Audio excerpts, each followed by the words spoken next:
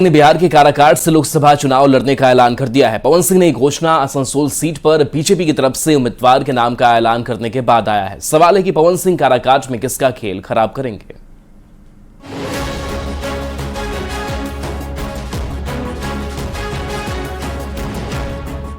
भोजपुरी फिल्मों के power star Pawan Singh ने बिहार के काराकाट सीट से लोकसभा का चुनाव लड़ने का ऐलान कर दिया है।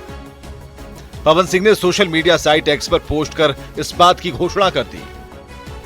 पवन सिंह ने लिखा है, माता गुरुतरा भूमेरु, अर्थात माता इस भूमि से कहीं अधिक भारी होती है और मैं अपनी मां से वादा किया था कि मैं इस बार चुनाव लड़ूंगा। मैंने निश्चय किया है कि मैं 2024 का लोकसभा चुनाव काराकाट बिहार से लड़ूंगा। जय माता दी। पवन सिंह ने काराकाट सीट से चुनाव लड़ने का ऐलान बीजेपी की 10वीं लिस्ट सामने आने के बाद की, जिस लिस्ट में पश्चिम बंगाल की आसनसोल सीट से बीजेपी ने एसएस अहलूवालिया के नाम का ऐलान किया है। आपको बताएं कि बीजेपी ने पहले आसनसोल सीट पर पवन सिंह को ही उम्मीदवार बनाया था, लेकिन किसी कारणवश पवन सिंह ने आसनसोल सीट से चुनाव लड़ने से मना कर दिया था।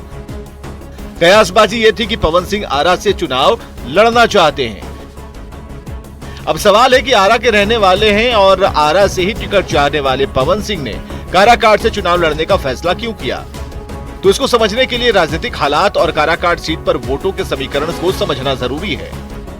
एक तो काराकाट आरा से बिल्कुल सटा है, दूसरा काराकाट सीट पर वोटों का सामाजिक समीकरण पवन सिंह को सूट करता है, क्योंकि काराकाट में सबसे ज्यादा कुशवाहा जाति के वोटर हैं, दूसरे नंबर पर यादव जाति के वोटर हैं, तीसरे नंबर पर राजपूत वोटर हैं। काराकाट सीट एनडीए में उपेंद्र कुशवाहा की आरएलएम और इंडिया अलायंस में सीपीआई-एमएल के पास है।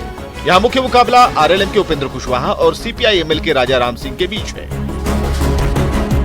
पवन सिंह के चुनाव लड़ने के ऐलान के बाद काराकाट की लड़ाई दिलचस्प हो जाएगी, क्योंकि एनडीए और इंडिया अलायंस के उम्मीदवार कुशवाहा जाति के हैं। उपेंद्र कुशवाहा का संबंध कुशवाहा समाज से है और राजा राम सिंह भी कुशवाहा जाति से आते हैं। मतलब इन दोनों के बीच लवकुश वोटों का बंटवारा संभव है, जबकि अब तक इस सीट पर ना तो कोई मजबूत राजपूत कैंडिडेट है और ना ही यादव।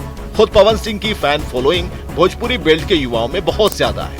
यही वजह है कि सीधे सीधे बीजेपी और आरजेडी से टकराने के बजाय पवन सिंह ने काराकाट का चुनाव किया।